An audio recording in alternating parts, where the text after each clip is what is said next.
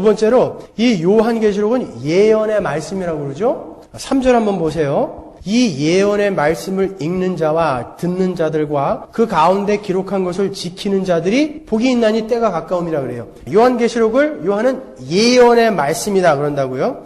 우리가 예언하면 쉽게 다가오는 의미가 앞일을 미리 말하는 거죠. 그래서 우리는 예언으로 알고 있습니다. 그런데 계시록은 미래의 일뿐만 아니라 이 교회 시대 전체의 이야기라고 제가 지난주에 말씀드렸죠. 그러면 여기에서 요한이 이야기하고 있는 이 예언의 말씀이라는 뜻이 뭘까요? 성경이 말하고 있는 예언은 단순히 앞의 일을 예견하는 것, 그것을 이야기하는 게 아닙니다. 선지자들이 선포했던 그 예언의 말씀을 한번 떠올려 보세요. 그들이 선포했던 수많은 그 예언의 말씀이 항상 앞의 것만을 이야기했나요?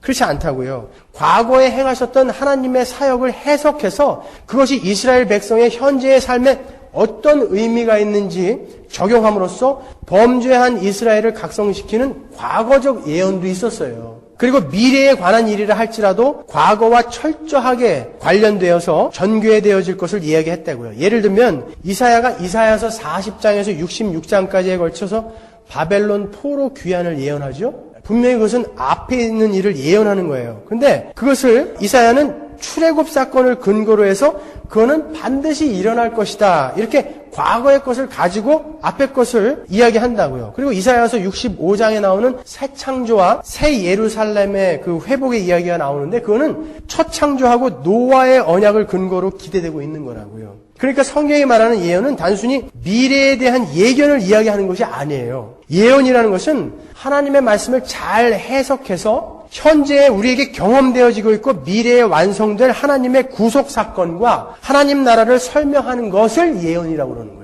성경이 말하는 예언은요. 구약의 선지자들이 이미 일어났던 출애굽 사건을 근거로 해서 구속 사건을 예언했던 것처럼 요한은 지금 그리스도의 십자가 사건을 근거로 해서 현재에 경험되고 미래에 완성될 하나님의 그 구속 사건을 설명하고 있는 거예요. 그래서 계시록을 예언의 말씀이다라고 이야기하는 거예요. 단순히 앞에 있는 일만을 이야기하는 것이 아니라. 그러니까 예언에 대한 데피니션을 여러분이 잘못 갖고 계시면 이게 예언의 말씀이다. 여기서부터 잘못 출발하는 거예요. 아, 그러면 이것은 미래에 있을 일만 이야기하는 건가 보다. 이렇게 생각하시게 된다는 것이죠. 그러니까 요한계시록에는 예수 그리스도와 그분으로 말미암는 구속의 이야기와 하나님 나라에 대한 것만 기록되어 있다는 거예요. 그것이 예언의 말씀의 진의인 것입니다. 그런데 엉뚱한 예언 찾아다니는 사람들 있죠? 예배당 안에서도요. 마치 새해가 되면은 사주팔자 들고 점쟁이들 찾아가서 이 땅에 미래를 점치러 가는 사람들처럼 말이죠. 올해가 신유년이죠. 닭의 해예요. 신자진, 사육축, 인오술 이런 게 동양철학에서 말하는 삼합이거든요.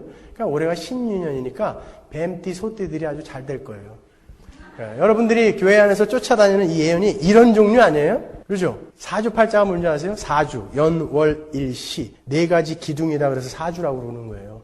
근데 이것이 갑을병정, 무의경신, 임계 이런 십간과 자축인묘, 진사오미, 신유술의 이 12지 이것을 막 조합해가지고 갑진, 갑술, 기축, 기사 이렇게 연, 월, 일, 시를 두자로 만들어놔서 이것을 8자라고 해서 8자라고 그러는 거예요. 그래서 사주팔자라는 것은 사람이 이 땅에 태어난 연, 월, 일, 시는 어떻게 못 바꾸잖아요. 그러니까 사람은 각기 자기가 가지고 갈 운명을 가지고 태어났다라는 거예요. 그래서 그것을 통계적으로 이렇게 이때 이렇게 태어난 사람은 이런 사주팔자를 갖고 있는 사람은 이렇게 살더라. 이런 사주팔자를 갖고 있는 사람은 이렇게 살더라 해서 통계로 만들어 놓은 게 주역이고 토정비결 아닙니까?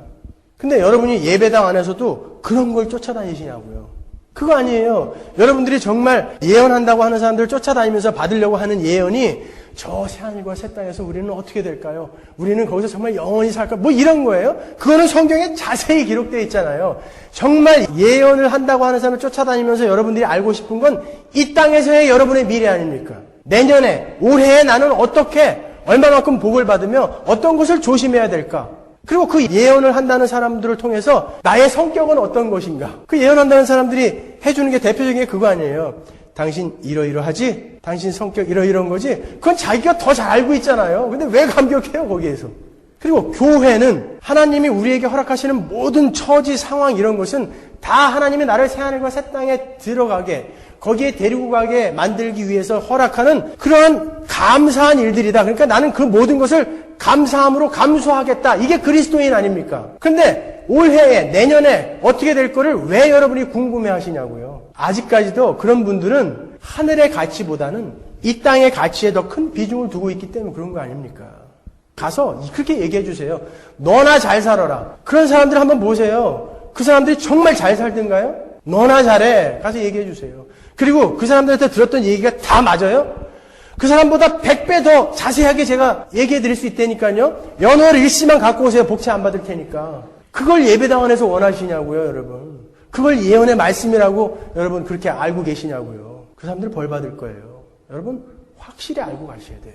예언의 말씀은 하나님의 말씀이 어떤 것인지, 과거에 하나님이 그렇게 우리에게 설명해 주기 위해서 일으킨 사건이 도대체 무엇을 의미하는지 우리에게 자세히 풀어서 해석해 주는 것을 예언의 말씀이다 그러는 거예요. 요한계시록은 그런 의미에서 예언의 말씀이다라고 그러는 거예요. 단순히 앞에 일어날 어떤 일들을 이야기하는 게 아니시라고요.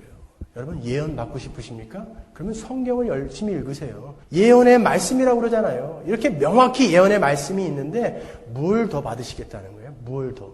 또 다른 우리에게 예언이 필요하다면, 하나님이 주시는 계시가 필요하다면 이 성경은 완전하지 않다는 거 아니에요. 그러면 어떤 사람에게는 그 부족한 부분이 어떤 사람에게는 주어지고 어떤 사람에게 안 주어지면 우린 큰일 난 거 아니에요. 그 부족한 부분 못 받으면 어떻게 해요? 말도 안 돼요. 조금만 생각해 보시면 아실 걸 어떻게 그렇게 그런 데를 쫓아다니냐고요. 여러분 주변에도 뭐 예언 받으러 가자 어쩌고저쩌고 그러면은 저한테 데리고 오세요. 그 사람들보다 100배 더 정확하게 맞춰줄 수 있어요. 제가 여러분들 올해 일 내년 일 그런 거 원하시는 거예요 정말?